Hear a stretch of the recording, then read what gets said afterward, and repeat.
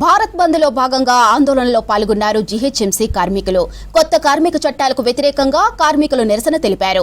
INTUC, CITU, AITUC సంఘాల ఆధ్వర్యంలో ధర్నా జరిగింది. ఇక కొత్త కార్మిక చట్టాలను నిలిపివేయాలని డిమాండ్ చేశారు. కొత్త చట్టాలు రద్దు చేయకుంటే ఆందోళనలు మరింత ఉధృతం చేస్తామని హెచ్చరించారు కార్మికులు. అందులో భాగంగానే రాష్ట్ర ప్రభుత్వం కూడా 10 గంటల డ్యూటీ చేయాలని చెప్తా ఉన్నారు.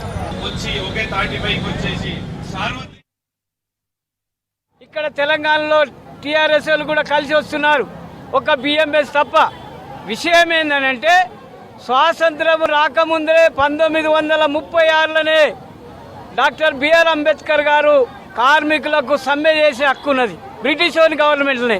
తర్వాత 1948 కార్మికుల జీతాల గురించి ఒక చట్టం ఉన్నది, పిఎఫ్ చట్టం ఉన్నది. ఇటువంటి కార్మిక చట్టాలు 44 ఉంటే ఈ మోడీ ప్రభుత్వము 4 తీసుకొచ్చింది.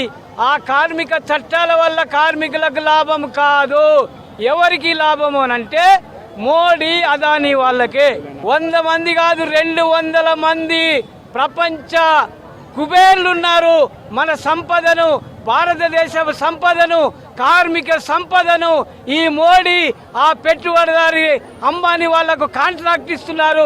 రైల్వే కాంట్రాక్ట్ ఇస్తున్నారు, ఎయిర్పోర్ట్ కాంట్రాక్ట్లు ఇస్తున్నారు, ఓడరేవులు కాంట్రాక్ట్ ఇస్తున్నారు.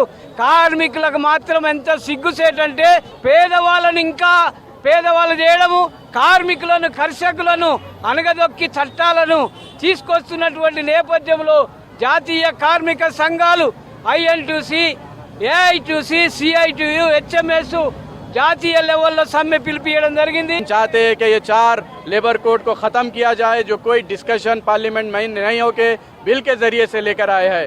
और म्युनिसिपल वर्कर्स का बहुत इम्पोर्टेंट और पुराना इशू है. कॉन्ट्रैक्ट आउटसोर्सिंग वर्कर्स को परमानेंट करने का ज़रूरत है.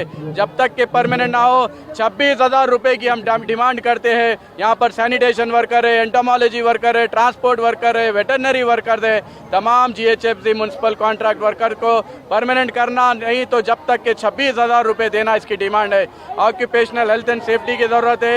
रोड पे काम करते हैं, झाड़ू मारते इस वक्त, जो एंटोमोलॉजी का येलो वर्क करते वक्त एक्सीडेंट हो जाता है, मर जाते हैं, लेकिन कोई कंपनसेशन देने वाला नहीं है, कोई उनके बच्चों को नौकरी देने वाला नहीं है. हम डिमांड करते हैं, ये वर्कर किराए के घर में रहते हैं, ये गरीब वर्कर है, इनके साथ इंसाफ होना चाहिए.